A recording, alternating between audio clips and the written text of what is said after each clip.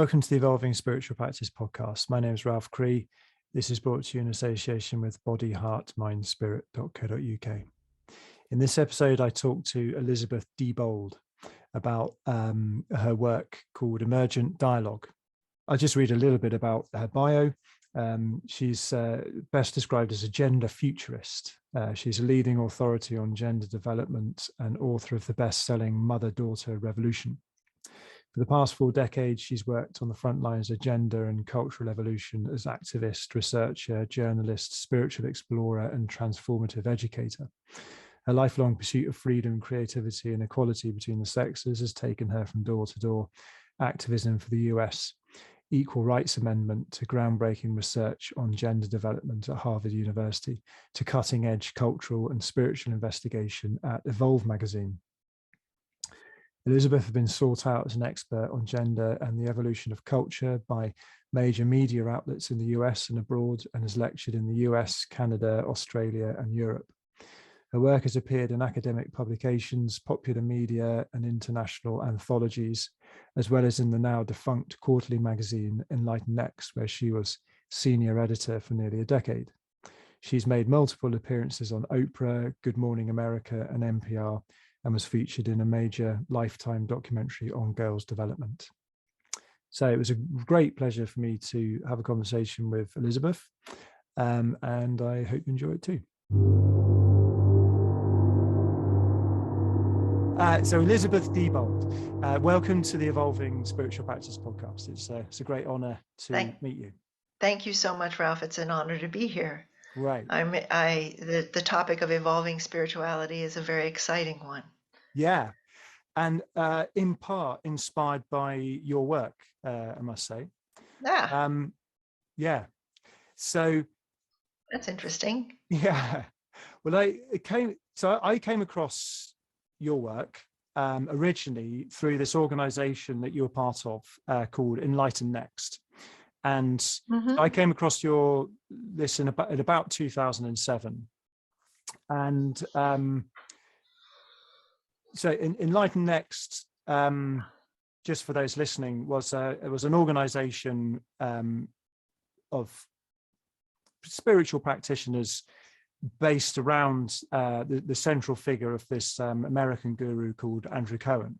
Andrew Cohen, controversial figure, and we're not really, this conversation not really about exploring Andrew Cohen in particular, but the work you do, has that as its roots. That's right. There are 3 main things which I think Enlighten-Next made as very valuable contributions to our culture, and particularly in terms of spiritual culture and spiritual practice. One of them had this amazing magazine called What is Enlightenment, and then later called Enlighten-Next magazine. And I actually clubbed together with a couple of friends, and we bought the entire back catalogue of those magazines a few years ago. And it was very, very highly regarded around the world, in the context of spiritual communities and people. And then also not just spiritual people, it was it reached right down into culture and politics and history. It was, very, very broad. And a fascinating magazine. And I understand you were the senior editor of that magazine for 10 years. Is that right? Yeah. And you also have a magazine that you run nowadays called Emerge.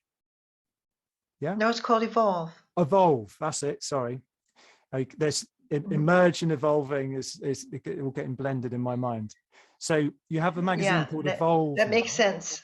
Yeah. And do you see the Evolve magazine as a kind of continuation of the Enlighten-Next magazine? Well, actually, it's really interesting, Ralph. In Germany,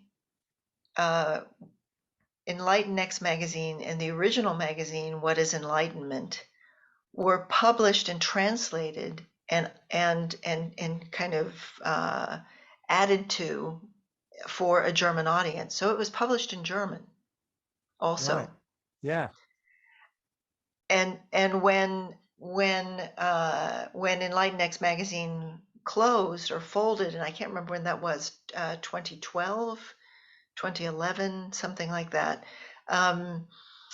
The group in Germany said, this is too valuable. We're gonna find a way to continue having a magazine that deals with these issues. And they created an interim magazine, a magazine for a few years called Enlightened X Impulse in German. And then through the generous donation of someone in Germany, Evolve magazine was born. And Evolve magazine is in many ways definitely a continuation of the work from What is Enlightenment and Enlightened X magazines, but I think it's even more related to culture, and not to what is the relationship between consciousness and culture. How does our spiritual practice, how do we transform through spiritual practice, and what implications does that have for creating a different culture? And I think those topics, we deal with things that are very timely, like AI, where we've touched on cryptocurrency, where we just finished an issue on the inner development goals. We've talked about the myth of the market, and but all from a consciousness perspective. And I think it's so, in some ways it's more the magazine. I would have created I would have wanted to have Enlightened X magazine be, but it feels like it's right for this time, that it's much more explicitly about the transformation of consciousness and culture. Yeah, and I watched a YouTube video of you interviewing Jordan Hall for the magazine. Yeah.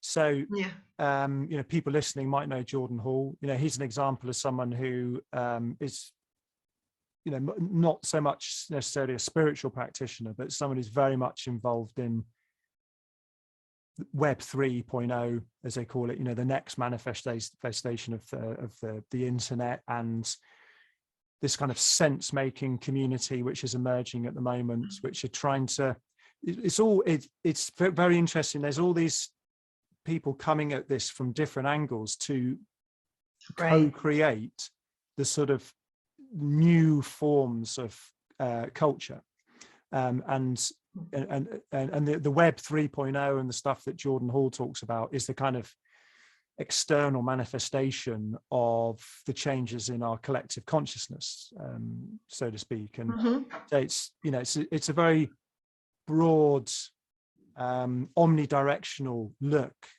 at what is emerging, as far as I can tell. Yeah.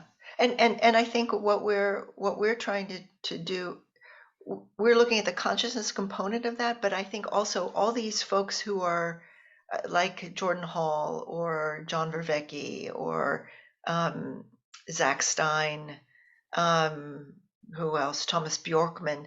They all recognize that the consciousness dimension of this is as important and is a fundamental issue around the fact that our collective sense making as a culture in the West is collapsing, and that understanding understanding consciousness, having access to sacredness, to the inherently meaningful, is essential for the foundation of any continuing and alive human culture. And so a lot of them are dealing with very technological things or very abstract, complex, system-oriented aspects of this.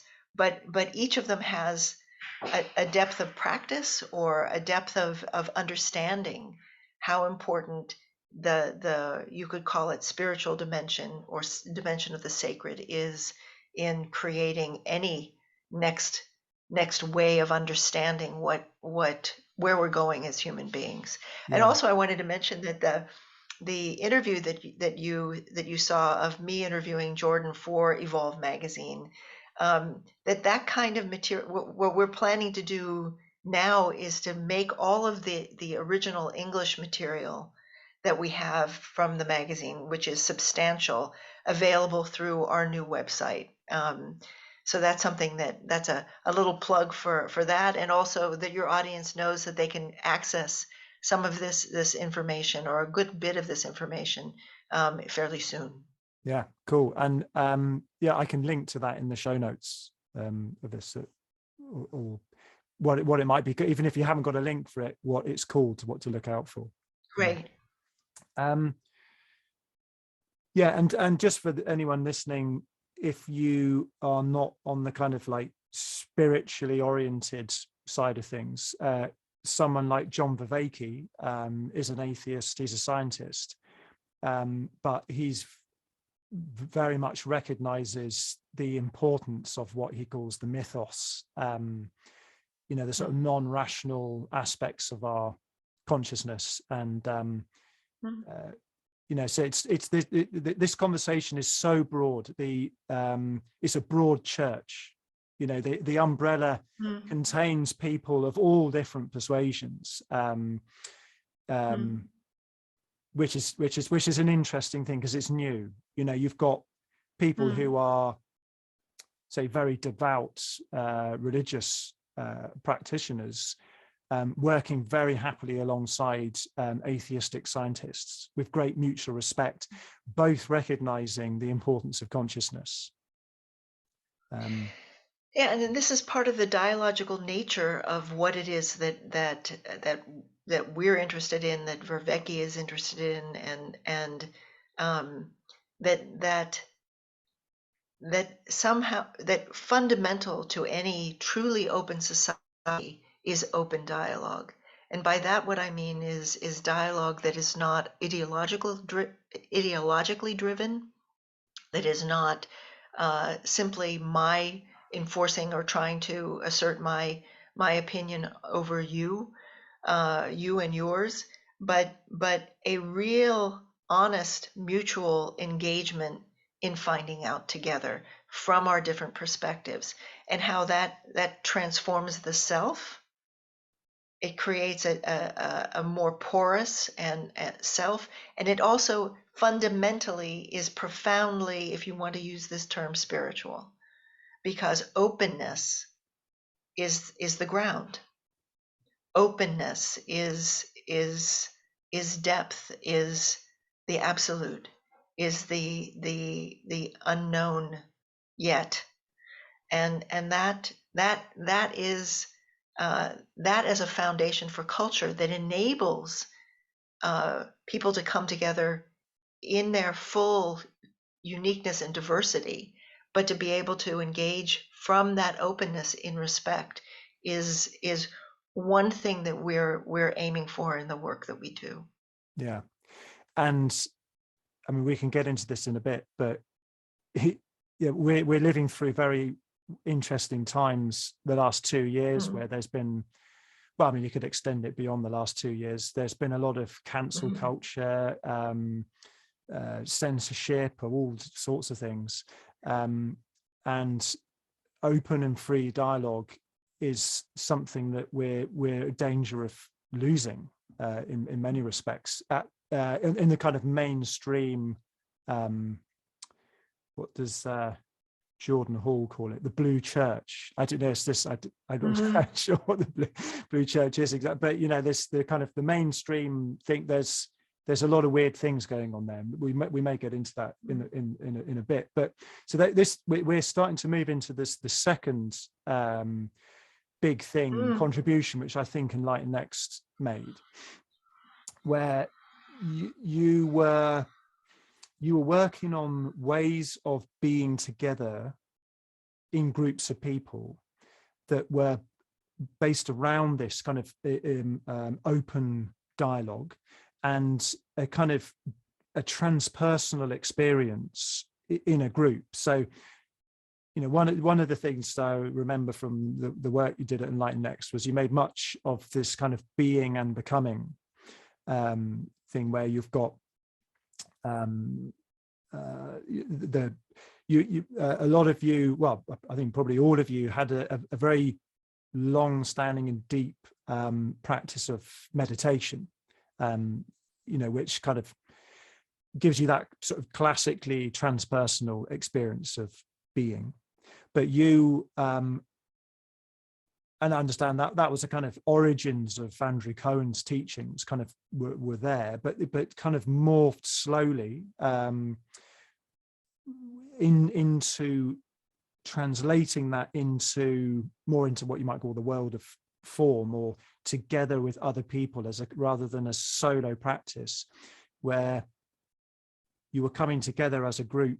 And you've got this word you use called transindividuation, which is a great word. And there's another word which I've come across, which I think meshes with this, which comes from Tim Freak, and which is unividual.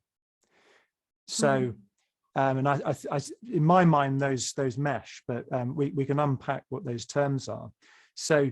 And this is that you do, you have this process. You kind of carried on that work with your partner Thomas Steininger, that you call Emergent Dialogue. So, I mean, the first thing is like, maybe we could, if you could unpack the term transindividuation. That might be a good place to start with grappling with this one, if that seems, unless there's another place you wanted to start, because it's almost, this kind of work seems to be almost, it's quite difficult to describe in very tangible ways, because it's, and I feel this, and I may be wrong, that because you're trying to cultivate emergence, you don't necessarily want to prescribe all the steps. It's not a 12-step program where you do this, you do that, you do that. You want to kind of, because you're dealing with complexity, you want to have the sort of the smallest intervention to enable this thing to happen. So in a way, that's kind of how I see it, as that there's not the kind of the 10 steps to doing this, so to speak, the cooking, the ingredients, or the menu. Does that make any sense? That was a bit of a yeah, sure it does. It does. And actually, there are like 4 or 5 things that you've said that bear responding to. I want to ask a question first. You said there were 3 things from Enlighten Next, and that was the first 2. Okay. Do you want to mention the third, or do you want to go into where we are now? Or... Well, I mentioned the third because this is connected with the Emergent Dialogue work, and that was this recognition that, and this is to do with the being and becoming, the being being that kind of more classical mode of being type meditation, the ground of being that people would be familiar with. But the other thing that you were doing in Enlighten Next, which was very interesting and exciting and inspired people around the world, was the evolution, what you were calling it in Enlighten Next, the evolutionary impulse. So this is the kind of transpersonal, I mean, there's a kind of parallel with Shakti from the non-dual Tantra tradition, but that tantric tradition arose at a period of history where evolution wasn't really such a powerful concept as it is now, and so it's kind of the impersonal force of creativity in the universe, and actually naming that, making it explicit, and actually feeling that as the motivating force of your own life as an individual, and the motivating force of all living systems. And not in the sense that we kind of study it classically at school as a kind of like objective science, and you're, you know, looking at how beaks of birds adapt over time and all the measurements. Not so much the quantitative side of it, but the qualitative side, the qualia. What does it actually feel like to be an evolving, self-organizing system that is a conscious, you know, what does it feel to be the consciousness that is evolving? So, you know, that was the third contribution that I think was really significant from Enlighten Next. And, you know, one of the reasons why I call this podcast Evolving Spiritual Practice, because I do believe that spiritual practice is always evolving. I mean, we can look at history to know that, but I think exciting new things are happening now. And one of the reasons why I started this podcast was very much in the vein of what you're calling emergent dialogue, or dialogos, what John Vervaeke calls, where in dialogue with people, we are, that, you know, anybody who's talking like this is actually fashioning culture in real time. And I think I love it. I think it's just it's just so amazing. And there's also, yeah, so there we go. That was the third aspect. And so there we go. That's that. Okay. Let me see if I can jump off from what you just said and have been saying, and maybe begin somewhere and start historically. Yeah. And I think that might be helpful. So if we think, one of the biggest transitions that happened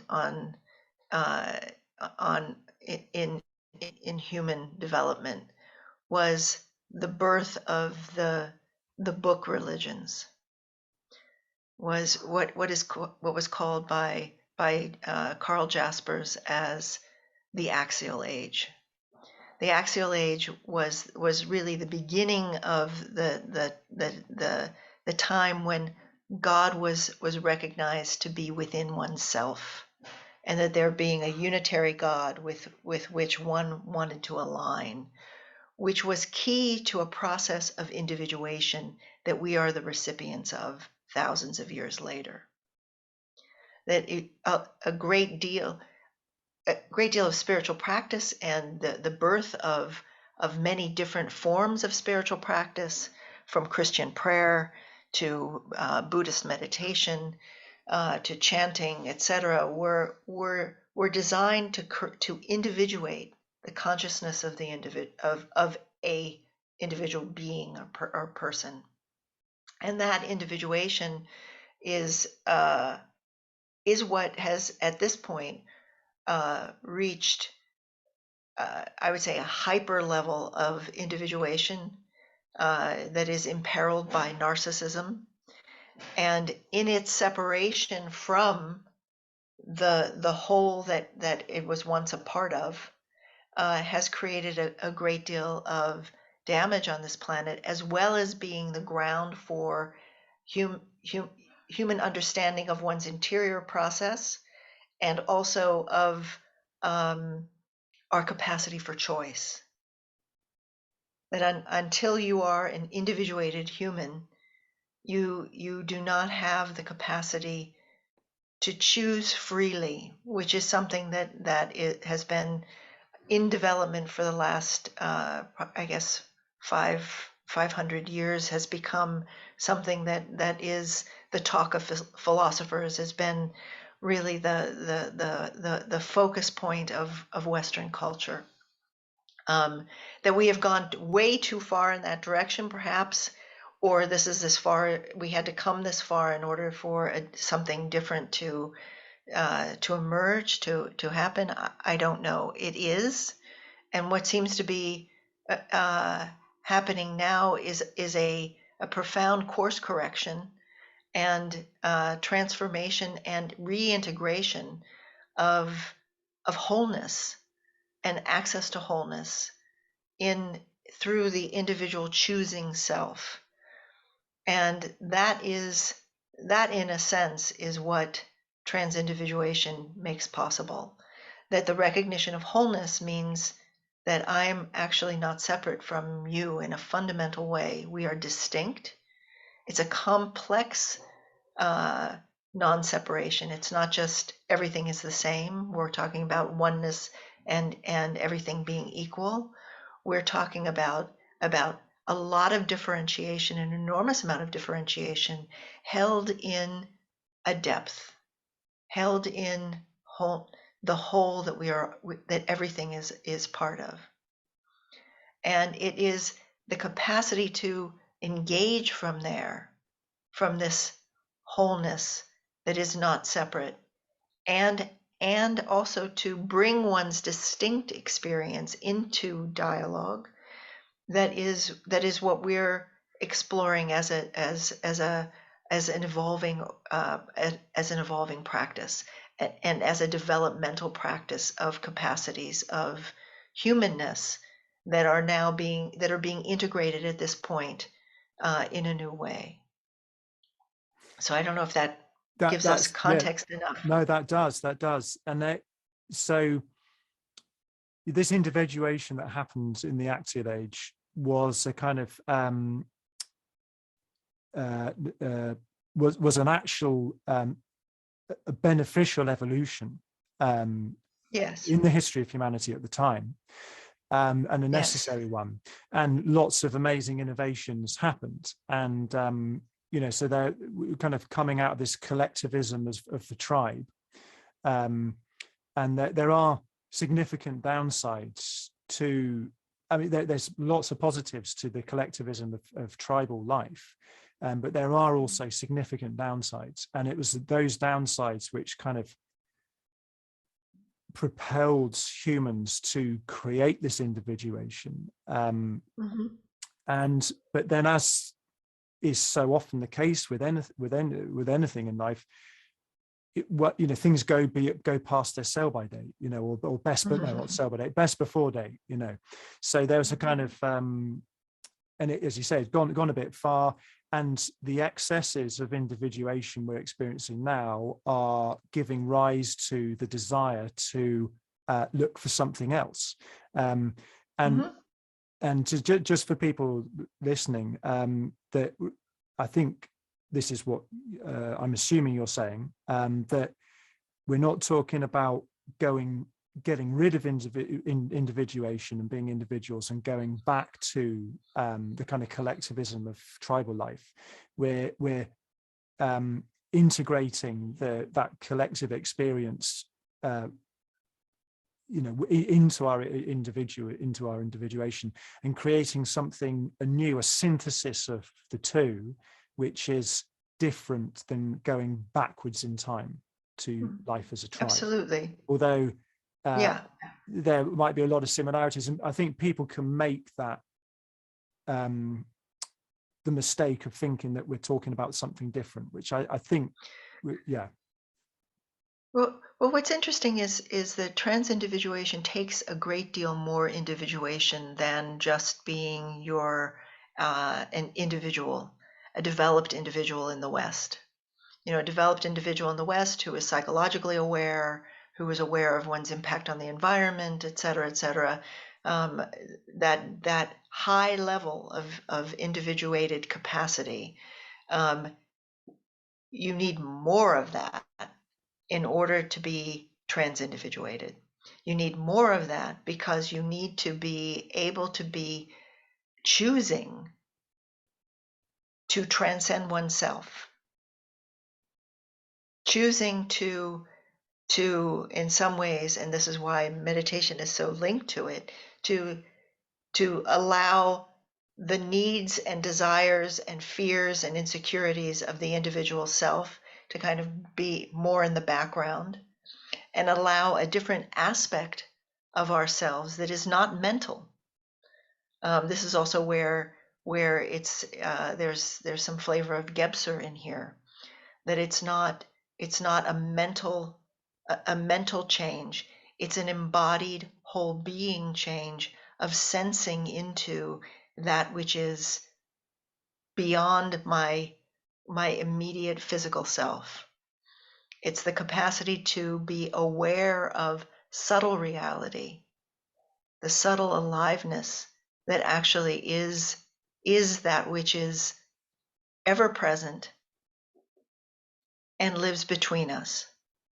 And that is transindividuation, and it is a much more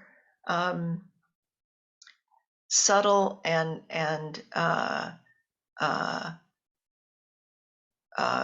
higher order discrimination than the discrimination that one makes with one's mental capacity or even within one's understanding of one's feelings.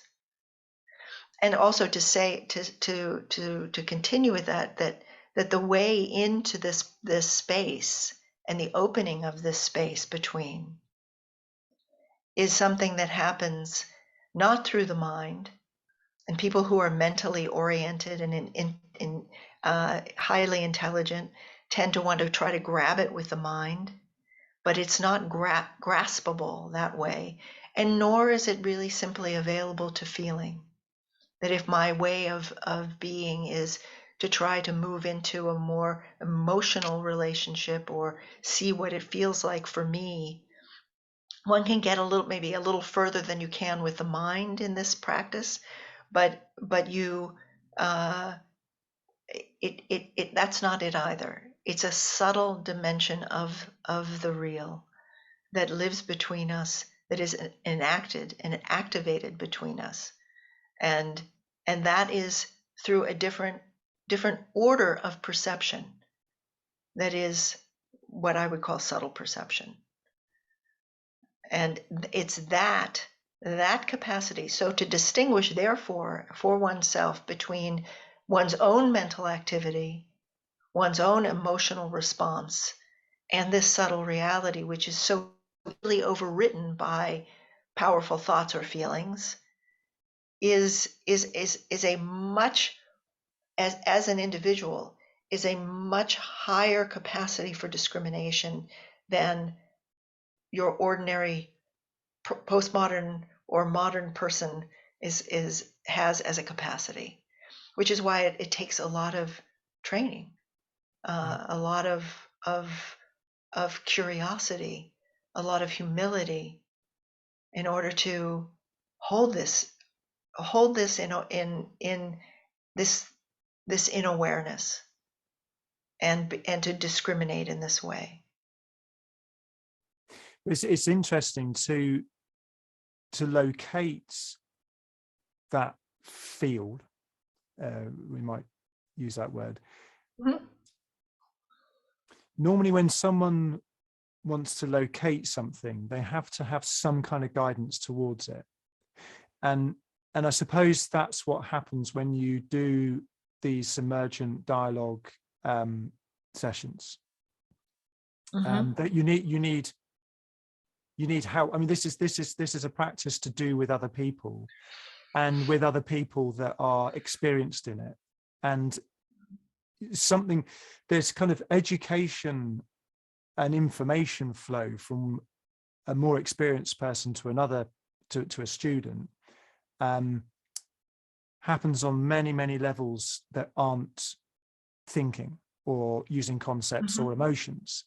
And so, one way, so although this is a difficult thing to describe, it's not because this field doesn't have simple location in the sense that water bottle does. I can say that there's a water bottle over there. You just walk over to it, put your hand around it and pick it up. Sometimes to actually be able to perceive what we're talking about, you actually need to just do this with other people. So Right.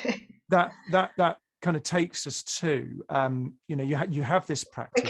May I respond to what you just said? Yeah, please do. So in some ways, you're absolutely, the habit that we have in the West, the Western mind's habit of subject-object division, I'm a subject here, you are over there, you are therefore an object of my awareness. That subject object distinction, that is also the root of othering, and you are other to me, you are not me, which is true, and also that divides us from nature or being, is part of what this practice is working to transform. And I say transform rather than get rid of, because because it enables us to recognize there you are in your full Ralphness. There you are as a being with integrity yourself, and yet there is this opening between us. There is something that happens that is different when you are alone in your studio and looking at your screen and setting up, and then I appear, and you bring openness to that encounter. There's something very subtle opens as we meet each other, as we encounter each other, and it's that paying very close attention to that is the root of this work.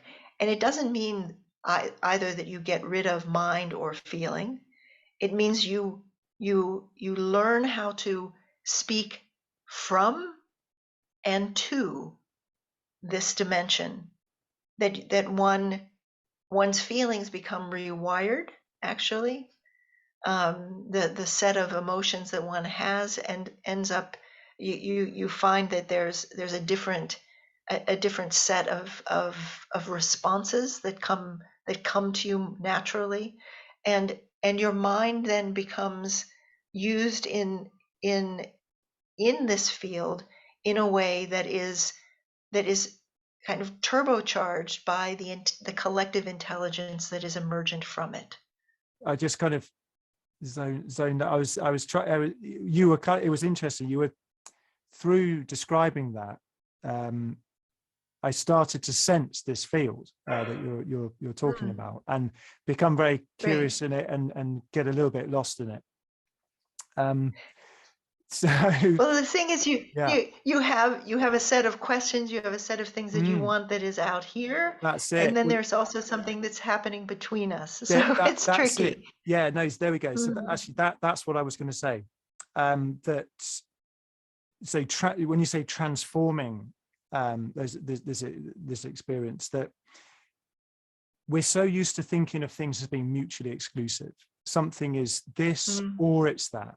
And one of the reasons why I came across your work and Enlighten Next, and Emergent Dialogue and all these things, was I got interested in the integral philosophy and theory of Ken Wilber, which is all about moving beyond the way of thinking of either or. It's this or it's that. And the way they describe it is it's both and. And so quite often, and this can happen in meditation training too, you're sort of trained to focus on something to the exclusion of all other things. So, kind of classic meditation practice might be focusing on the formlessness of your own awareness so intensely that actually other things like bodily sensations and thinking can actually cease. Or you might focus on your breathing, for example, to the exclusion of everything else.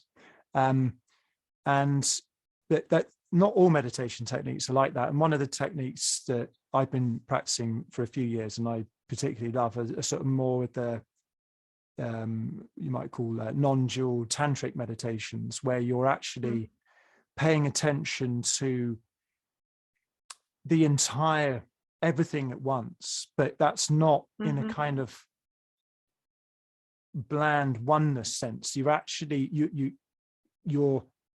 can distinguish the different elements, but you're experiencing it as in one gulp, so to speak.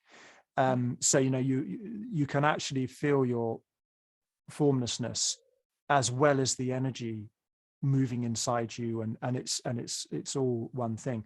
And so when we're coming together in the way that you're describing, you might notice your thinking, you might notice your emotions. I might notice the notes that I've prepared for this conversation. I might notice what is sometimes called the we space, or this field between you and I. And I'm also holding in perspective, I can feel the audience in the future listening to this and being part of this. You know, it's not this interaction between you and I is not limited to this particular time, you know, this moment. You know, it's stretched out. So there's a lot going on, and they're all in play, and it's sort of perhaps learning the skill of just being able to kind of feel all of these things in a way that they become coherent, might be a good word, or something like that. I mean, I don't know. Is that does that make any sense? No, that's great. That's great, Ralph. That's in the program that we teach on Emergent Dialogue. We speak about three different types of, kinds of, levels of, processes of emergence. And the first one is the emergence of coherence. And the emergence of coherence is distinction and difference within unity.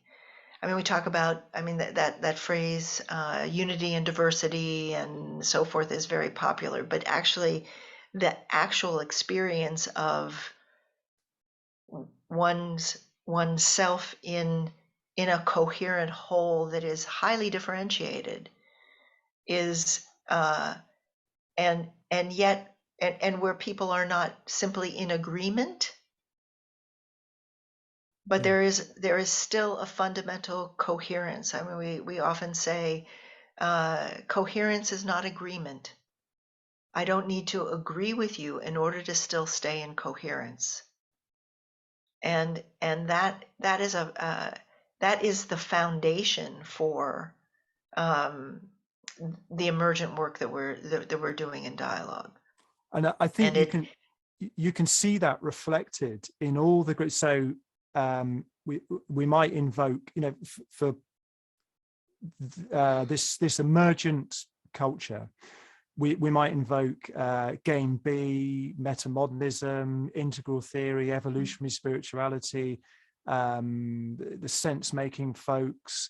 You know, it's that there's a lot of different people and groups doing there's some overlap between them. Or some people call it postmodern or post-progressive. And if you look at the groups of people, they are very, very different, and they actually disagree on a lot of issues. You know, as I say, you might have you've got Republicans and Democrats and spiritual people, atheists, scientists, ecologists, and it's, but that's that everybody recognizes their differences, but there's some superordinate goal which that everybody's so interested in, that the differences, although nobody that is so compelling, that you can have very, very strong differences of opinion with somebody, but that's not going to impede your ability to actually do this kind of work together, because what you're doing together is so important and so salient. Yeah, absolutely. The intention, the shared intention, and also an capacity to experience coherence, which is again a subtle perception, but having this deeper shared intention is part of what makes this possible, and also authentic curiosity. Because I think in the fields that you're talking about, each person knows at some level that their particular thing isn't it. And I don't mean that it's not useful or shouldn't be part of it, but that there's some larger totality that is needed, or something that requires that we find a way finally to integrate these apparently polar opinions or positions or approaches, and the need for that, the need for us to develop the capacity for that is more important than my particularly hanging on to a particular bit of knowledge or that I think is terrifically important. It doesn't mean that can't come in. It means that I'm not over identified, that I'm more identified with finding this solution that is going to come from more of us than I am in advocating my own perspective or seeing it as the be all and end all. And it's that tip is what's needed in order to participate in emergent dialogue in a way that allows for something to emerge.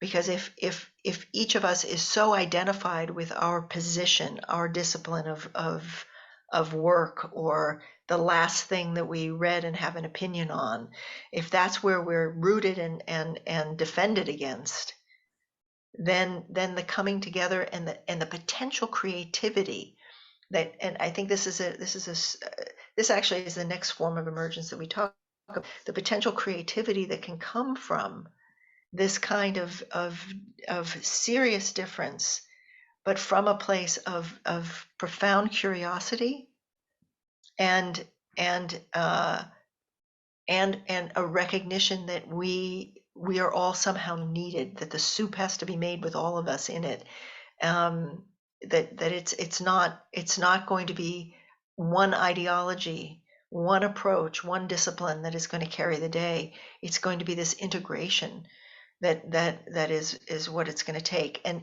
in that desire for integration, in this context of emergent dialogue, a synergetic intelligence starts to arise between us that starts to work with that which we know, and and seems to have within it a kind of seeking capacity for integration, for bridging polarities, for integrating polarities, for insights that are not mine, but belong to the group that's dialoguing, and even larger, you could say, belongs to the whole. Yeah, it's making me think of a rainforest, and one of the words that comes up a lot, and I think this is very explicit in all of this kind of this gestalt of culture creation, is complexity, and a full-on recognition of complexity as a thing, and the self-organizing nature of complexity. And that in a rainforest, you've got the elephants doing their thing, you've got the mushrooms and the all of the mycelium doing their thing, the low canopy, the high canopy, the insects, the reptiles, and the water systems, and it comes together to make this thing that we can recognize as the rainforest. And there's an ecological view, the sensing oneself as an ecological system, and sensing all living systems as this ecological system. That kind of metaphor of the rainforest seems to mesh a bit with what we're talking about, versus like the one idea might be we got to grow hemp or something, and then you've got fields of hemp or soya, and what we recognize the specialness of a truly biodiverse ecological region. You know, we go to a rainforest and we get something, we actually sense something there. Difficult to put your finger on, but you sense something good, true, and beautiful about that environment. And then you go somewhere that doesn't have that level of complexity. You know, you can, it feels slightly off. Does that correspond, or am I shoehorning it into that metaphor? No, I think there's something to your metaphor. I think that the thing is that the individual mind, no matter how hard it tries, can't hold the complexity that we're in right now. It can't. I mean, it never has been able to. But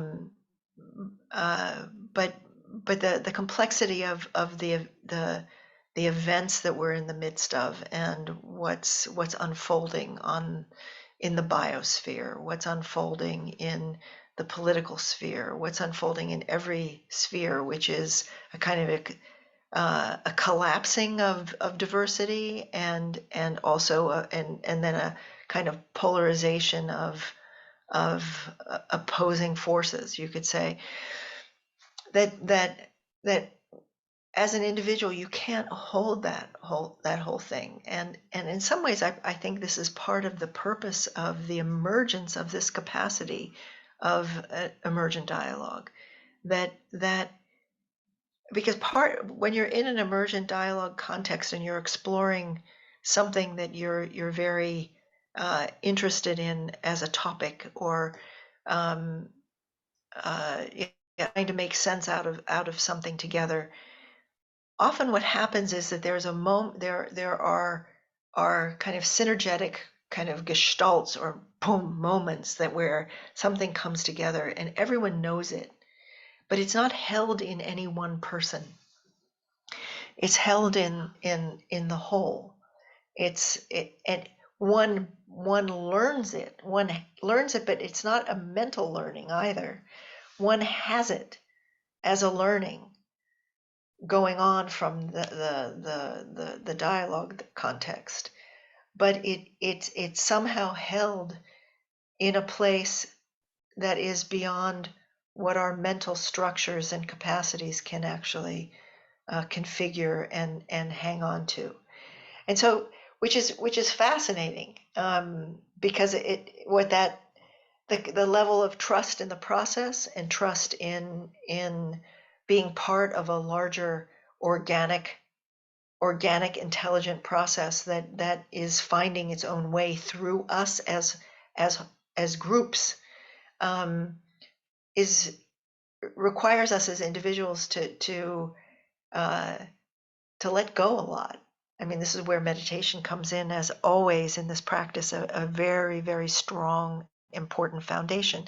The ability to let go of one's identification, one's kind of clutching onto one's mental ideas, trying to have them all, grab them all, and be able to allow learning to come through, like almost at a cellular way, where you can recognize the truth or that which one has come to, or that the group has come to, but that it's somehow held in a larger space than one's own mind.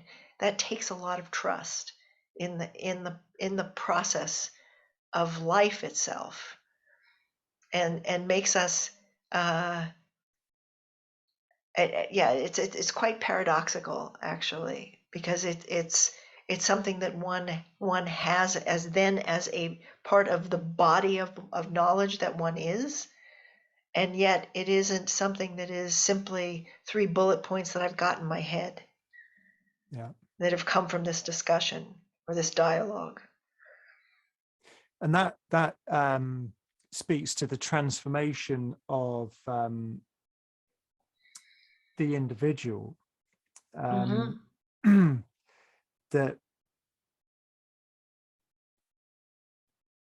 No, I just totally lost my thought. Well, so so John, there's another thing that I've thought of when you were talking, was John Vervaeke talks about distributed cognition in the cognitive science, that we actually don't do our best cognition just on as an individual. That when we're a group, we actually we're like different aspects of a processor or something, that between all of us we actually cognize, we do part of our cognition through other people, and that cognition is not necessarily held inside us as individuals. And I see that reflected in dialogue. So I listen to audiobooks and I listen to podcasts, and I always find a podcast, I learn much better from a podcast than an audiobook, because the podcast, a dialogue, has that kind of sense of distributed cognition. You're witnessing distributed cognition happen between two people, and you're almost, even though you're a bit passive yourself, you're kind of participating in it too. Whereas an audiobook is just somebody speaking a monological thing, and it doesn't quite have the aliveness of it. Yeah. Is that? It's interesting. Did you want to continue? Go ahead. No. Maybe that other thing I was thinking of might come back to me. Okay. The another thing that Vervaeke talks about is 4E cognitive science, and one of the E's is extended cognition. That cognition is extended, and meaning that it exists in some ways between us. The culture that we're in, the language that we speak, is not something that you came up with in your development. You weren't an infant and went, I've got to learn English now. You didn't develop that yourself. It's actually something, it's actually so miraculous. It's really, and it's so taken for granted that we actually can't even imagine what really this is, that I am making sounds to you, and that you are taking them in, and that you understand what my meaning is. It's extraordinary. That's like one aspect of extended cognition. My sense is that the work that we're doing with the Emergent Dialogue is making some of that capacity for extended cognition transparent, or transparent and visible. And Transparently interestingly, visible. with the language, a human being growing up on their own without interaction with other people doesn't develop language. It's right. That as a way of a cognitive expansion, a way of exploring more aspects of reality, can only happen with other people. Because we're such social creatures, that we've outsourced part of our cognition into the social group, because we found it's more effective. Right. And therefore what we are capable of what is possible for us to think is limited by that. Yeah. Oh God. Yeah. That's the downside. The language that we the language that we speak frames what is possible within our experience. Living in Germany, I'm aware of that because so often it's like, well, there isn't a word like that in English, or what does that mean? And it's like there isn't an equivalent, but we have done that, and we've done that in enormously complex ways and in very diverse ways across the planet. And if you speak to somebody who understands indigenous language, or a particular indigenous language, there are often concepts that we can't even sort of really get at all, because they're coming from a different ontology, a different sense of meaning making. Yeah. And we can extrapolate that into the future and know that humans in the future will be very, very different to us, and have a conceptual framework that's foreign to us. Mm-hmm. Now, one of the things I loved that came out of, I think it was Carter Phipps, but was something you talked about in Enlightened Next, was the Flintstones fallacy. Mm-hmm. Of thinking that people that live in the distant past were basically like us, but just wearing furs. Right. Right. Yeah. That's one of my favorite terms. Yeah, I love that. But what that means, to me, the powerful thing about that is that if we look at that through time, the human mind and capacities have changed. It means that they can change again. Yeah. I mean, it's like what you were saying about the future, that in the future, the frameworks or the ways that people experience how they are, what it means to be human, will probably be a very different set of experiences. And I think that's an And enormously hopeful thought, and something that's really important for people now to recognize, because people look at humans now en masse and say, wow, we're so dysfunctional, that they look into the future and imagine us in the future, and they kind of put that together and create some dystopian view of where we're heading. But when you actually take seriously the evolution of consciousness into account, you can imagine a future where people think so differently to the way we do now, that the problems we face now are not the problems that they're dealing with, because they're living such a different way. Science fiction kind of attempts to get into that a little bit. But I think that can really help with this is what the thought I was going to say ties into this. So the transformation of the individual, in the way you're saying, that trusting the process. So trusting the sort of self-organizing of complexity and all of this stuff we're talking about, trusting in life, the process, the future, trusting in humans' ability to evolve and change in the future and come up with creative solutions to our problems and those sort of things. That becoming an individual, at a certain point, you've lost your trust in life and the living universe, because it's sort of, I have to make this happen myself. It's not there's nothing else is making my life happen, or nothing else is making culture change. So if you're just a bunch of individuals trying to make cultural change, you're not trusting in the process. You're trying to do it all yourself. Yeah. Well, this is a delicate point, I think, Ralph, and I think it relates to the evolutionary impulse, or if you want to call it that. I prefer to call it eros. Yeah. But that if our I'm going to do this, I'm going to fix it, I'm going to take care of I'm going to save the planet, etc., even beautifully well motivated, coming from a place of separation, is probably not going to create the result that we need. And then what do we do? And what we do in terms of trusting the process doesn't mean that then I just put my feet up and say, I'm going to watch I'm going to watch Netflix then for the next 20 years in order, because it's like, what, just wait for the process to kind of tell me what I need to do.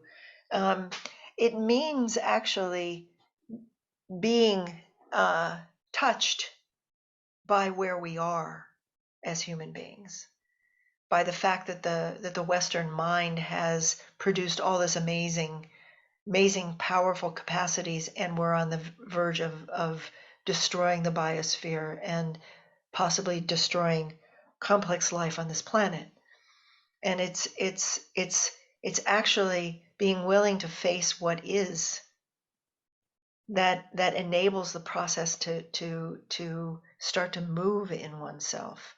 It's only through a sincere reckoning with like, wow, my life is so embedded in ways of being and thinking and etc. that are part of the problem.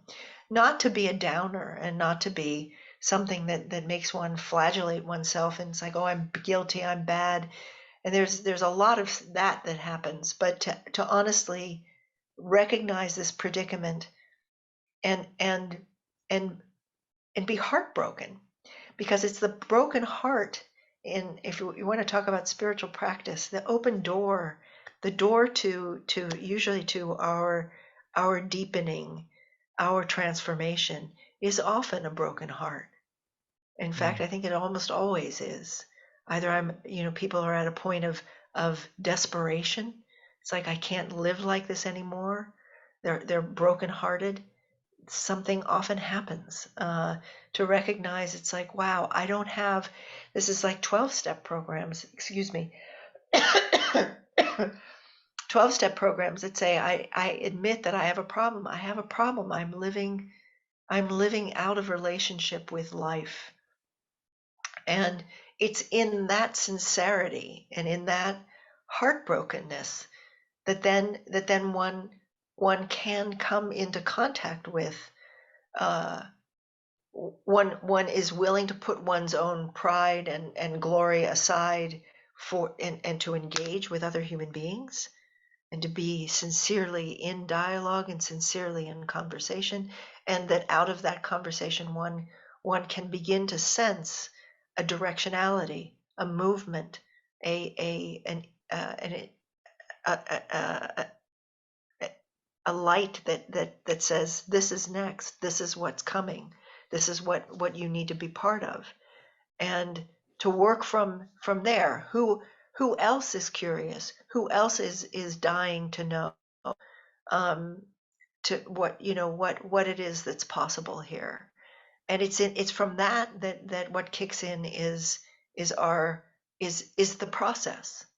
But one has to submit oneself to reality in order to be able to trigger the process that we're in. Yeah. Well, and a broken heart can go one or two ways. A broken heart can drive you to, alcoholism and despair, and binge watching Netflix for 20 years. But it can do the opposite. It can have this erotic, evolutionary, desire to participate and actually, create something beautiful, and mend people's hearts, mend your own hearts, and it's a bit of a mysterious process how that happens. And in a way, it's not always guaranteed which way someone is going to go when their heart is broken. And in a way, you could look at us collectively as humans and say, well, our hearts are being collectively broken by the dysfunction of so many things, in our lives and world. And it's not always propelling people towards doing great things. No. And I think that's because we're lacking what you were referring to before. We're lacking, and in many communities there is no higher ordinate goal that we're sharing. Yeah. There's no story that we're sharing that gives us access to how can I move forward. I mean, what we're talking about here is a new narrative, you could say, or is part of a new narrative, and it's at this point only known to a very small fragment of our species, and in many, because the systems that have organized human life have become corrupt and are not providing meaning or value, deeper value to people. The sense of despair and not knowing what to do is very, I mean, it's rampant. I mean, opioid addiction, all different forms of addiction, divorce, rupturing of relationship, suicide. I mean, these are all signs of a crisis in meaning. And that crisis in meaning is and that sounds too nice to put on to say. It's a crisis of being superfluous in the world, of having no purpose. And that is tragic. That is incredibly, I mean, that's, I think, one of the things that makes a human being drown is feeling completely, it doesn't matter that I'm here. It doesn't matter at all. And that's where I think so many people are. And they have been told that also by different things within the culture. And that's created a real crisis in the human, in the collective human psyche. Yeah. Well, one of the characteristics that I've noticed with people that are in this kind of new cultural co-creative world that we're talking about is a desire to be generative, to actually generate goodness, truth, and beauty, and so that's, so let's say for people listening, so could you talk us through, so let's say you've got one of your emergent dialogue sessions. Do you sometimes call it enlightened dialogue? No, emergent. It's always called emergent dialogue. Yeah. No. Yeah, and actually, let me speak to that. Can you hold on to your question? Yeah, sure. Okay. Let me speak to that, because I think in terms of evolving spiritual practice also, and enlightenment, or what, Thomas and I, feel very strongly that what it is that we're exploring here is something that needs to be generally available. That it's not an esoteric or special practice or something that one does. I mean, that's what, think about it. Dialogue, this is what we do. We talk to each other, or we don't. But I mean, but we engage with language, and we are in relationship through language. We are creating through language, that we are language beings. And so emergent dialogue is like, okay, how do we infuse, how do we open up the thing that we do that is just most human, which is talk to each other? How do we open that up to a different dimension of connectedness and wholeness and potential, therefore? How do we, so this is not something that is meant to be in a monastery. I mean, if you think about part of the way that the first axial age created individuated human beings, was all those people, in hundreds of thousands of people all across Asia, through Europe, in monasteries, focusing on this singular self, responsible mea culpa self. and now it's like, this has to be, this has the potential to be something that is extraordinary, ordinary. And I mean, maybe you can say that is, I mean, that's what people often say, enlightenment is being extraordinarily ordinary, meaning that your pride, you're being humble, the depth of humility that is the recognition of who one is really in relationship to what we're part of. But it's we've been meditating now in the West for about 50 years. Meditation, centering, prayer, these things have become important cultural events, cultural movements, and because we have felt so suffocated in the separate self. And this is another movement. You see people engaged in co-working, co-living, we space, dialogue, dialogos. It's how do we come together and generate? How do we come together and make something alive? How do we come together and trigger the processes of intelligence that have made the beings that we are, that are far more complex, mysterious than anybody can create in a lab? How can we tap that and be that? That's what this, and that is not that is, I often don't even like to use the word spiritual.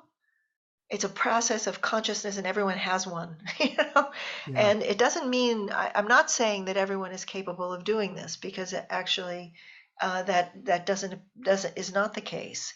But we can create spaces that hold human beings in a deep field, and the fundamental quality of that field, which is why people often become so magnetized to this practice, is that it is about love. And it's not a love that is about you and me and some romantic connection. It is a love that exists because you are, simply because you are. This love is, and that is an incredibly powerful foundation for everyone, that it is our birthright, and nothing that is our birthright should be only reserved for a few. Yeah. Yeah. That's well said. Well, it's interesting when I think about my own meditation practice, over the years, decades of doing it, it's just always moving towards the recognition of exactly what you just said there. Like, the love being just through it being existing, that comes into being as love, or simultaneous with love, or it's and actually feeling that. And it's something I find quite difficult to describe, because love is such a cliche word, and it's and it's so easy to, because you've heard it so much in your life, to miss the significance of it, as if you were perceiving that for the very first time. And I think that's one of the great things about meditation, is it refreshes your experience of things like that, as if you're experiencing for the first time, like you've just been magicked in from nothing, from nowhere, into this moment. What would you feel? That's one of the things you'd feel. You'd recognize as being part of the gestalt of who you are, one of the part of the qualia, of it. And so it is possible to recognize that in individual meditation practice. So when people come together, so you're running a workshop or something, one of your Emergent Dialogue workshops, you've got like 30 people there, you're there with Thomas. What is it, what does it look like? I mean, how can you share that with someone? Let's say someone was listening to this conversation, they thought, my interest is piqued. There's this thing Elizabeth does, called Emergent Dialogue. I'm interested in exploring it. Like, what could you say more about what an actual session looks like, or a practice, or a weekend, of people? What does it look like from the outside? Maybe, what are you doing? Are you just standing in a room talking to each other? I noticed on your website, you have, when you do a course in this, you kind of break it down into some things like perceiving the field, or radical openness, not knowing and longing, intuiting wholeness, the creative impulse. I know we've kind of said that there are no bullet point list of points for this practice, because it is inherently part of this complex world. It's part of complexity, and complexity is not about complicated bullet points. It will never submit, we'll never make complexity yield to our logical, linear mind. But having said that, one can come down from that kind of rarefied place to actually give people some footholds on this rock face, to kind of climb into what. So, yeah. Well, actually, let me say one thing to start with. One of the most effective ways of getting this work is through transmission, and that in the transmission of what Thomas and I try to do is we try to speak from that which we are that which we are evoking. We speak from it and to it. We evoke it in the room, and that transmission, one needs to start with an experience. Unfortunately, to say that on this podcast, one needs to start with it with an experience of the field, as you were calling it, which we call it too, the perception of the field. And in order to allow this emergence of coherence to be manifest, so that we have different ways in meditation being part of that, where we're shining a light on the same thing from many different directions. Now the thing is, just as you were saying, that the emergence of this coherence is not without creativity, and it's not without synergy, but we try to focus on this foundation of coherence, which it's interesting. We find there are a couple of pitfalls in that first opening, where people first get a sense of like, oh, whoa, there's actually something that people talk about. I feel trust here. Where did that come from? I feel trust. I feel love, for sure. Sometimes people just say, I feel so comfortable here.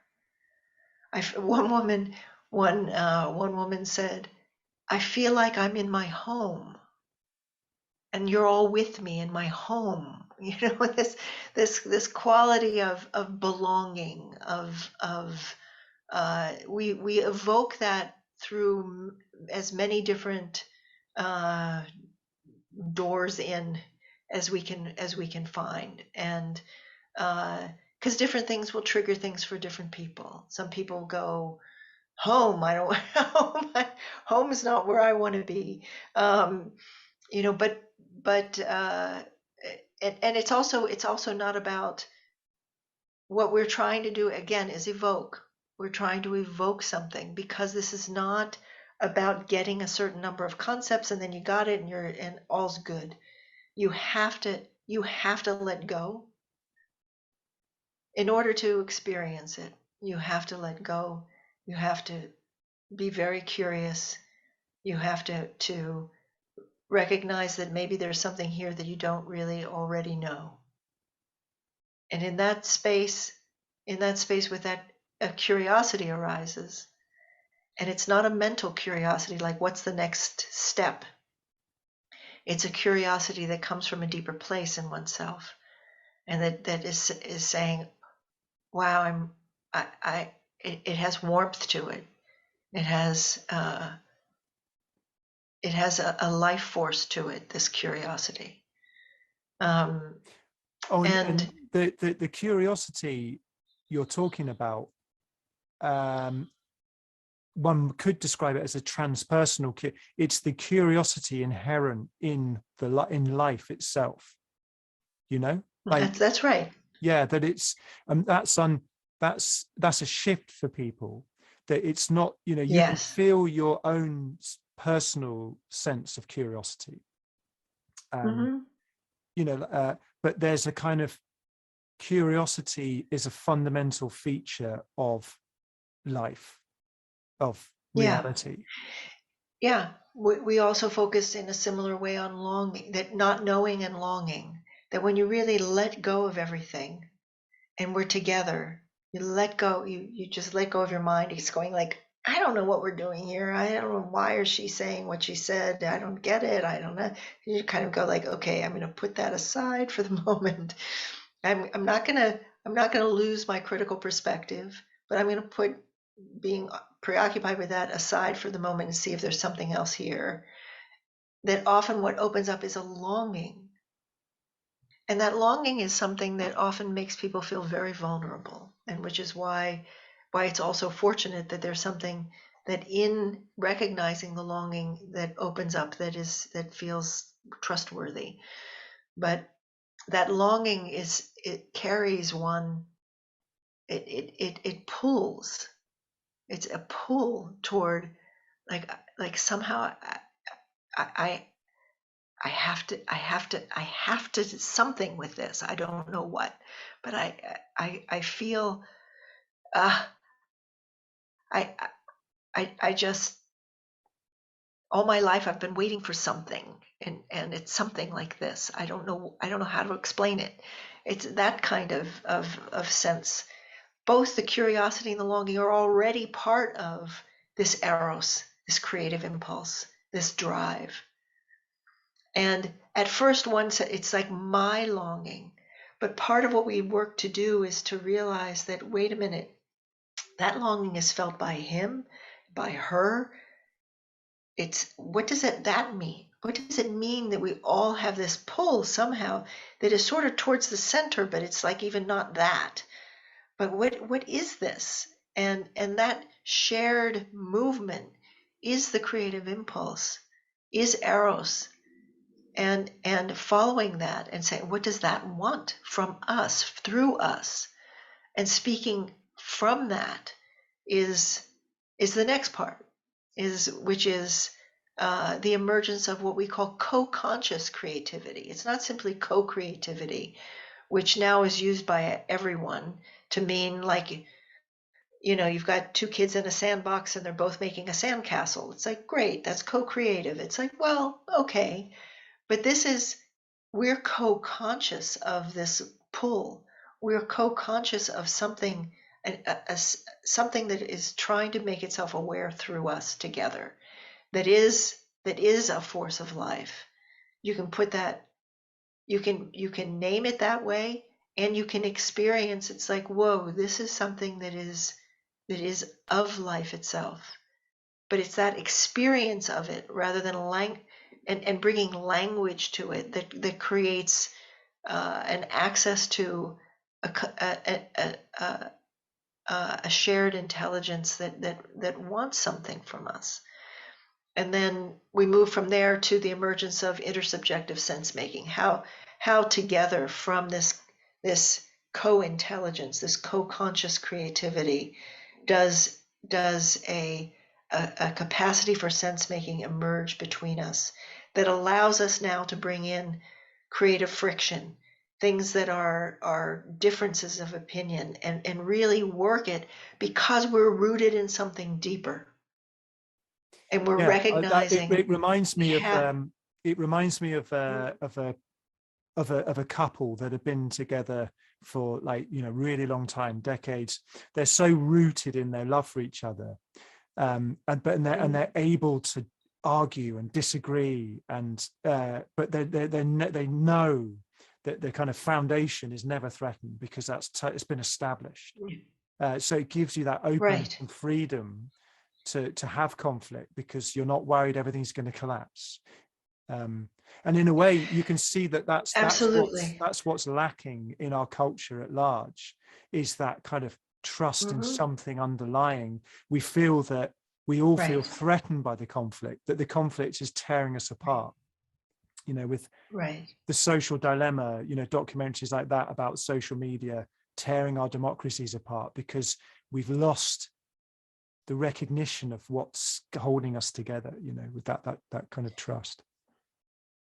That's why I think it's so powerful that this is emergent now, Mm. because at this time of low trust, what you realize is that there is a trust that we all have access to that is of life itself.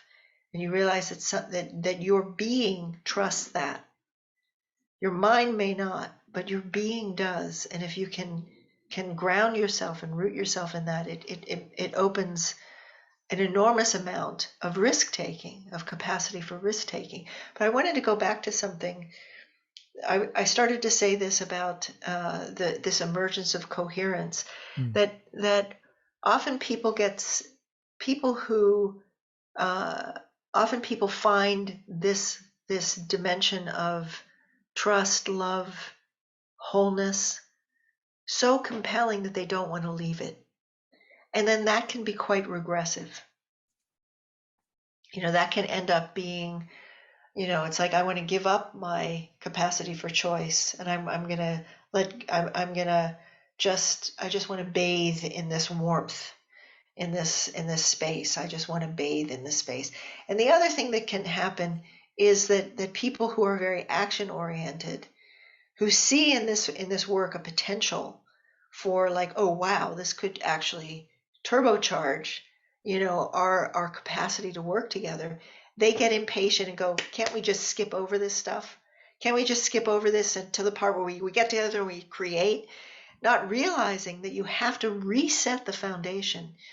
We have to reestablish that trust that gives us access to the intelligence that made us. And without that, we can't create something that is now that now is has this potential in it. And so we have the action oriented people wanting to charge ahead, and the people who are often more feeling oriented, and also people who have a trauma history or cultural history that is traumatic, often want to stay in the wholeness and not venture out from there. But we keep trying to encourage both to go to stay in the process and allow this process to happen. When you're speaking of the action oriented people, it makes me think. I do a fair bit of work with wood, and there's this saying, measure twice, cut once. I think it relates a bit to that, to not rush out, because so I've done a little bit of this process that you've been describing. Years ago, ran a few retreats at my house. I wasn't running it, I was just hosting it, and we had people from Enlightened Next come down, and other group. Craig Hamilton is someone who does work along these lines, and people were doing his courses, and I can recognize all of these dynamics you're saying in play there. So I've had experience of what you're saying, definitely, and it's just bringing back memories of feeling that kind of polarity between the people that want to just kind of repair in that wholeness, and then the people that are just like, it's just so urgent to just get on with it, and you can even feel that in yourself too. I mean, it's, you can see it in other people, but you feel these currents inside yourself. And the other thing I wanted to say was that, from my own personal experience of having done these little mini retreats before, that it's an amazing thing to feel that trust between you're in a place with people where you're not taking advantage of each other, you're not exploiting each other, you're not there to do any of that stuff. You're there to do something else, and that level of trust, you skip over so many of the things that hobble normal human life, all the things that trip us up as humans. You can kind of skip over that stuff and get to this. And that's not to say we all know what happens when we disown those kind of things that trip us up as humans. So there's that happens. But yeah. So I just wanted to reflect back that of my own personal experience is resonating with what you're saying very much. I would say, and also this,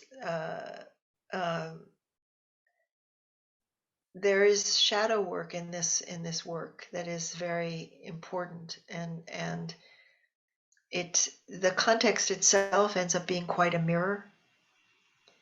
To one finds that in repeated engagement with it, that all of one's defenses and uh, uh,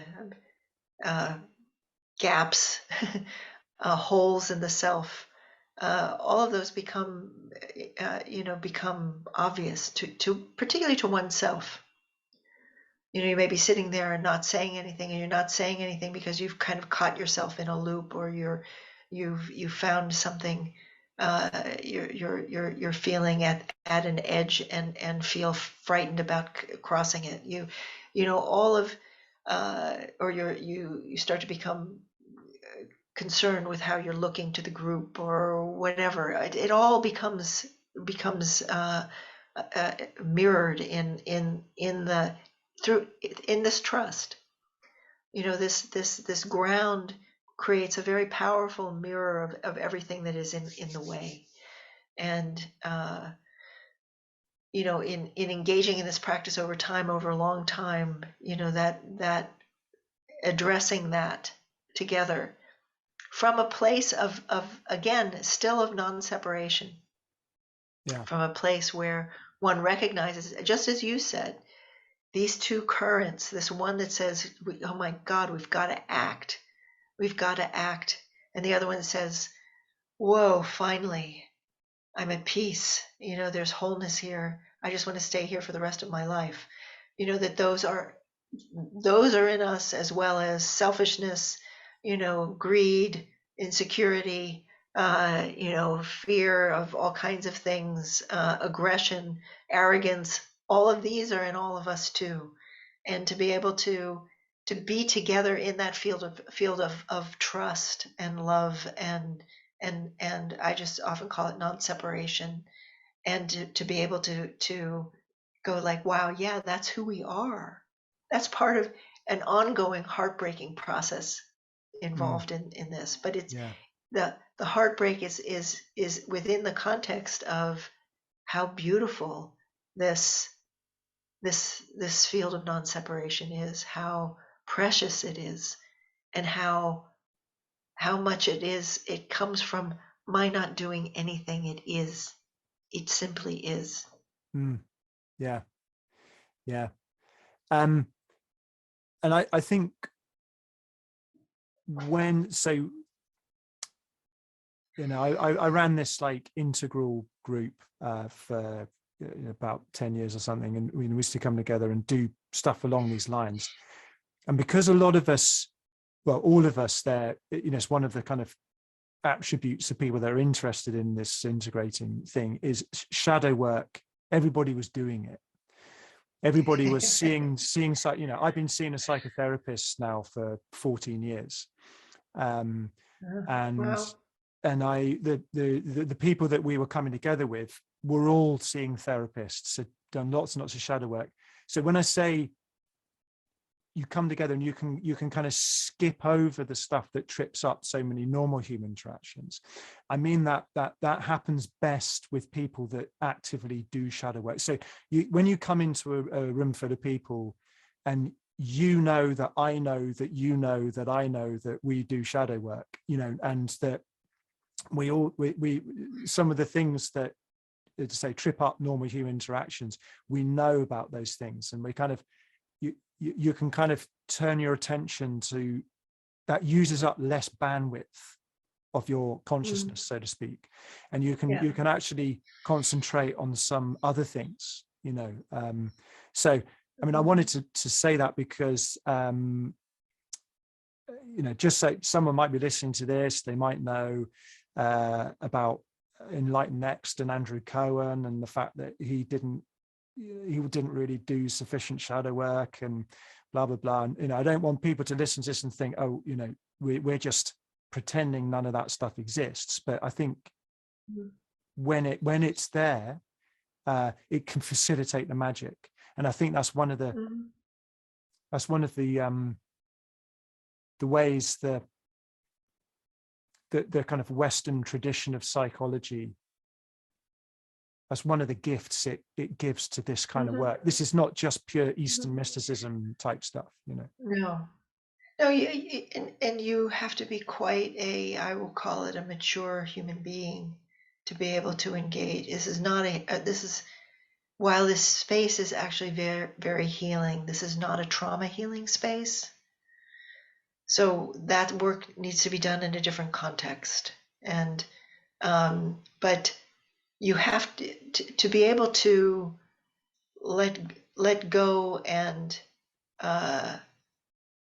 allow yourself to sense into this field, this space, this living intersubjective space, and keep ongoingly putting aside the pressure of one's ego, one's self-consciousness, one's doubts and so forth, until and I say doubts again. I'm going to say it doesn't mean losing one's self-critical capacity or critical capacity about what's going on in the group, but it's not being driven by that, and to not be driven by those kinds of defensive, and to realize first of all that all of our defenses were learned in contexts where we needed to defend ourselves. And so to be able to suspend one's defenses and in order to find out if this is a trustworthy space is an important part of the process. But one, it's best in this work that one has done that, is actively engaged in that kind of work, or has the capacity to hold oneself open in a situation where one doesn't know, and that for many people is too much to ask. And then there's either just a hanging on to mind and trying to get this mentally, or just I'm not doing this, forget it, because it is something that calls for a great deal of maturity. Yeah. I mean, on a personal level, I feel very self-conscious about doing this podcast. I've been doing it for about a year now, and I quite often I like to smoke a bit of cannabis every now and again, and when I do, get a little bit of paranoia creeps in, and then I sort of look at myself doing a podcast, and I'm like, wow, what am I doing? This is just, I feel like an imposter syndrome, all of those things. Like, who am I to be doing this and all of that? But interestingly, the desire, the longing to do this is stronger than my paranoia and fear. Beautiful. Like I can't, I want to do this so much, and I get so much out of it. Like there's there's an actual kind of nutritional, there's like some energetic nutrition that I get from doing this. No, it's not like I don't extract it, that through contributing through in this big massive conversation that's going on with all the different podcasts and courses and people teaching this and all of that, that participating in that, and I don't mean it like I go in there just to extract my juice from it and then I go off and feel all good. It's like so when I was saying that it's difficult to point people towards what this thing is, this intersubjective field, but you can recognize the effects of it. So when I participate in creating this culture with people like you, I feel so enlivened, and I feel and it's been really interesting for me to do, because I've been like a kind of a passive. I spent about 10 years just passively listening to people having conversations, you know, on the Mm. internet, loads of it, thousands of hours of it. And then at certain Mm. points, something turned inside me, and I knew that I wanted to be part of that process of creating this. Mm. You know, it's Mm. like That's beautiful, Ralph. it's like being in a band playing music or something. It's like, Mm. rather than being in the audience, it's like, well, now I want to get up and play this music with these people. Mm. And yeah, I have, yeah. So, you know, it had to, well, it's just been very interesting to notice that. Mm. And That's actually beautiful. yeah, That's inspiring. yeah, thanks. And I think, like what you were saying, that vulnerability is an ally, really. And it's not like Mm. I don't necessarily want to get to a place in some imaginary future where I never feel embarrassed or shy or vulnerable, you know, about it. And I think those things can keep you on track. I think when Right. you know, Right. and again, it goes back to this thing of things not being mutually exclusive. You know, you can be in a group of Mm. people doing something really significant and meaningful, and feel small, feel open and expanded, but at the same time feel your vulnerability. And it's not like Mm-hmm. that you're not kind of flipping from one to the other. They're just both there.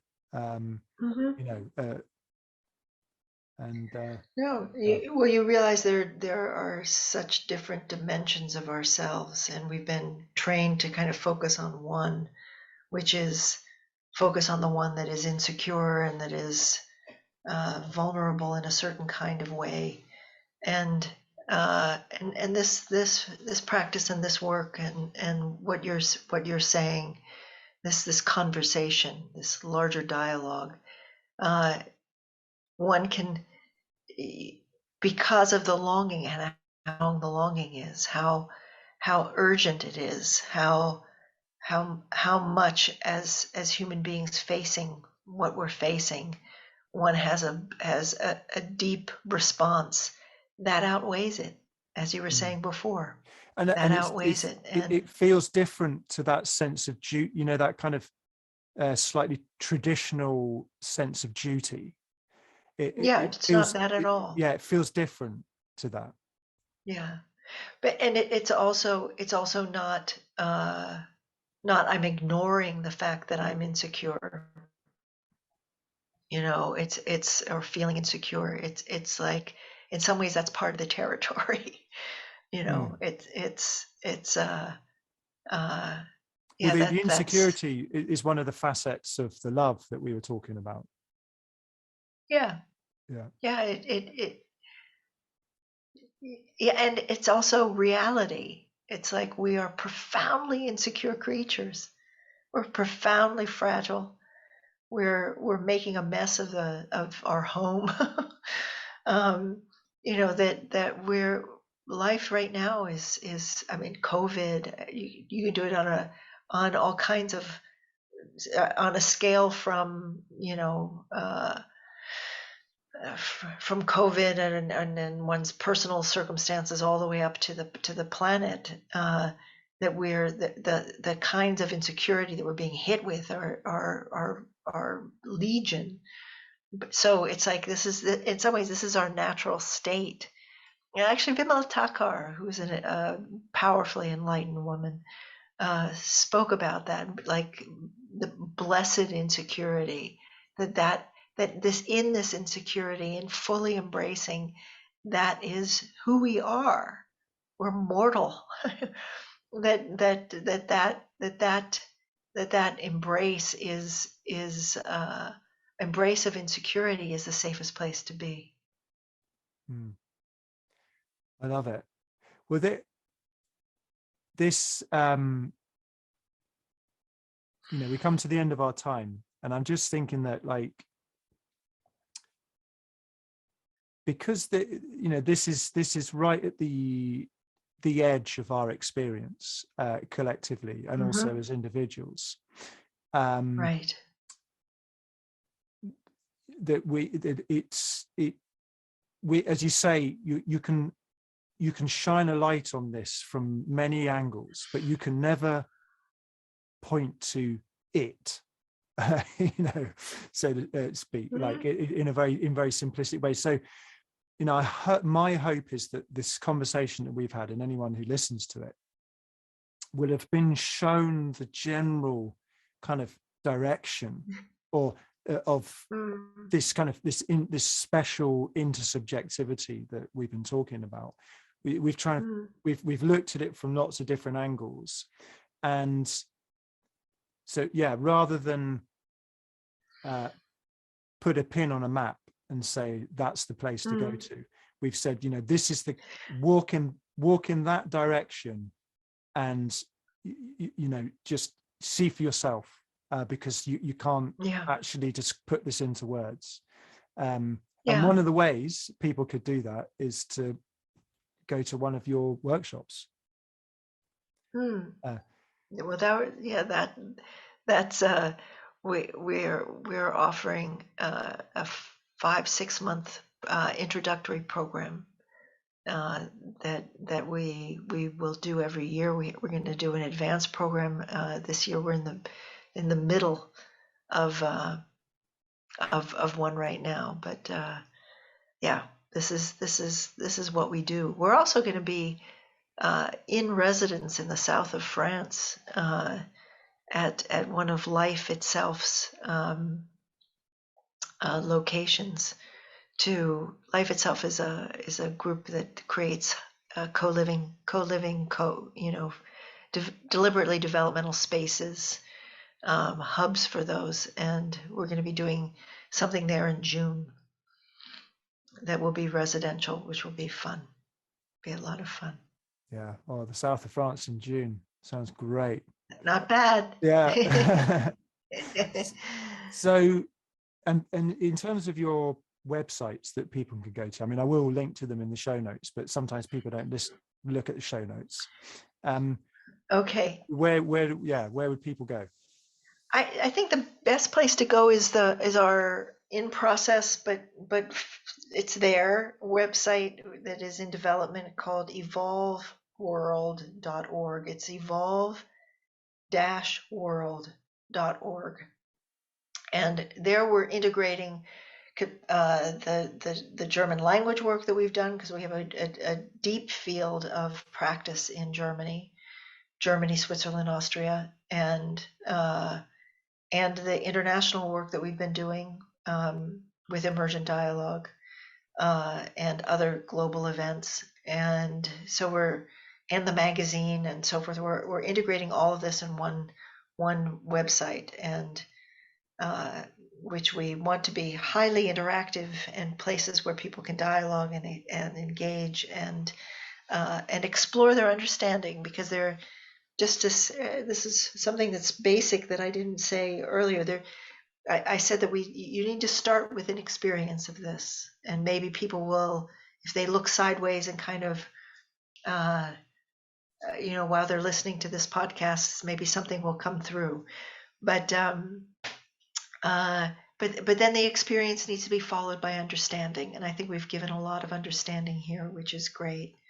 But these both go together.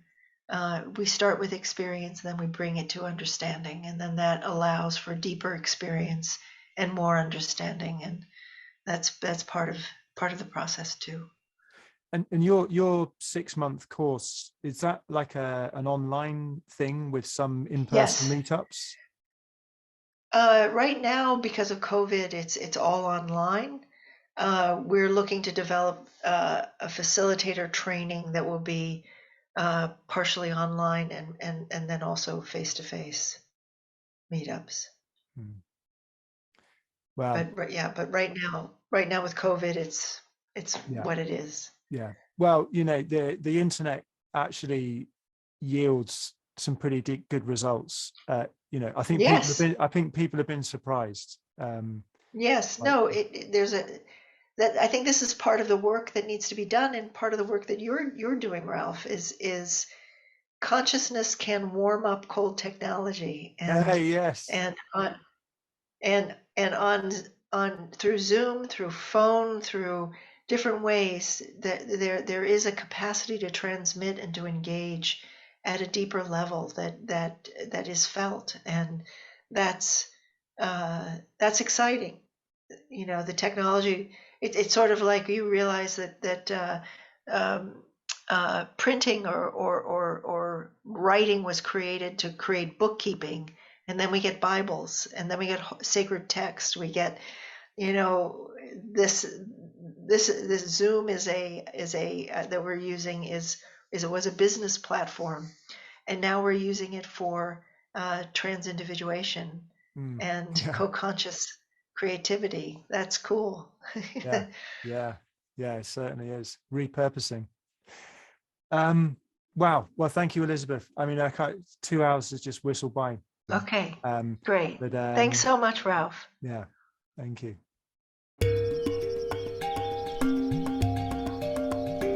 I made all the music that I use in my podcasts. If you'd like to hear more of my music, please visit SoundCloud and check out my profile, Ralph Crew.